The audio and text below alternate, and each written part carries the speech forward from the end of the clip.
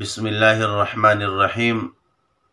عزتمندو، تاسو د دې عالم دا خبرې وورئ، د دې نه پس زه بیا ستاسو سره یو څو خبرې کوم. نو خلک وایي ملا پسې خبرې مه کوئ، خوله به دې کږی شي. نو داسې هره خبره نه ده ویلې. ګورئ، د عمر رضی الله تعالی عنه نه بل غټ ملا و، خلیفة المسلمین دی او لوی عالم دی، لوی یو رباني انسان دی. ورته ویلي عمر رضی الله تعالی عنه وی ویل اسې که زه کوږ شمه د الله دین پرېږدم په بل طرف روان شم، تاسې به زما سره څه کوئ؟ تاسې به زما بیا هم منئ؟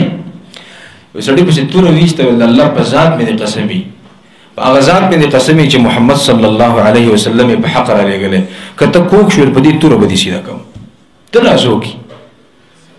نو هغه دا نه وي چې خاص زه خو خلیفة المسلمین یم او زه خو ډېر لوی عالم یم او زه خو په بدر کې شریک شوی یم او زه په احد کې شریک شم، ته ماته دا خبرې کې.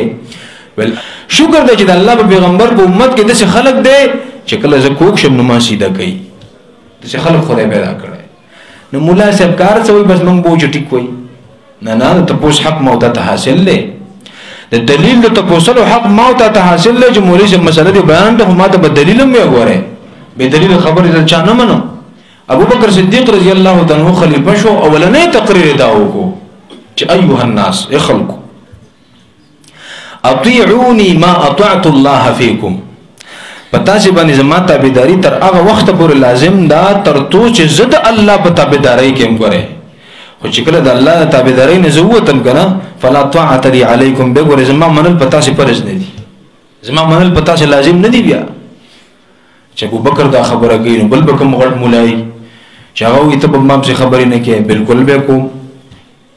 دا حق خو موږ له شریعت راکړی دی چې دا خبرې پسې وکړه، او په دې د چا خوله کږېږي نه، په دې باندې ژبې نورې هم سیده کېږي. ګورې دا خبره یاد ساتئ، او دا خبره د ذهن نه وباسئ، د مولا نه دلیل مطالبه کوئ. ښه عزتمندو، تاسو د دې عالم دا خبرې اورېدلې چې دا وایي چې په مولا پسې خبرې کول په دې باندې خوله نه کېږي، او بیا یې د دې په باره کې د عمر رضی الله تعالی عنه او د ابوبکر صدیق رضی الله تعالی عنه واقعه بیان کړې ده.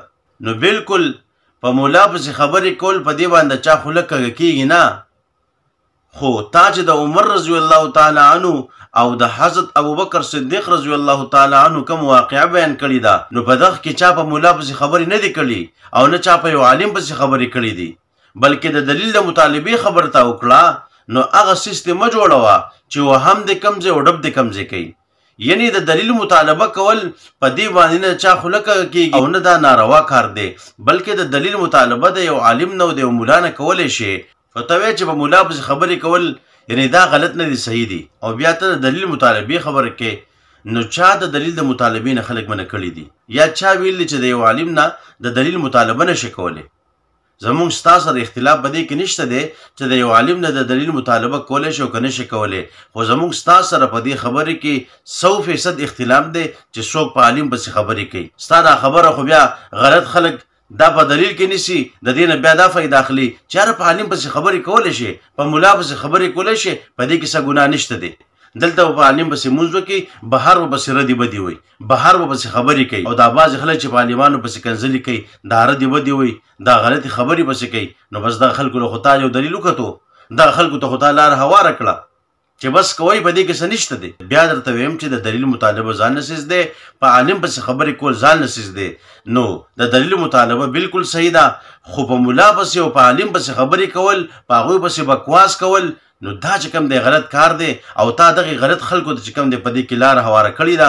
نو مولانا صاحب دا خبره دی 100% غلطه کړې ده، او دا وضاحت وکړه زما د خبرې دا مقصد و، دا نه چې غلط خلک بوس راځي هغوی به چې کوم دی ځان نه بیا دلیل ستا خبره نیسي او په دلیل کې به ستا خبره پیش کوي. نو داسې مه کوه چې خلکو ته د غلطې خبرې چې کوم دی یو لاره هوارې او خلک چې کوم دی په غلطه باندې رواني.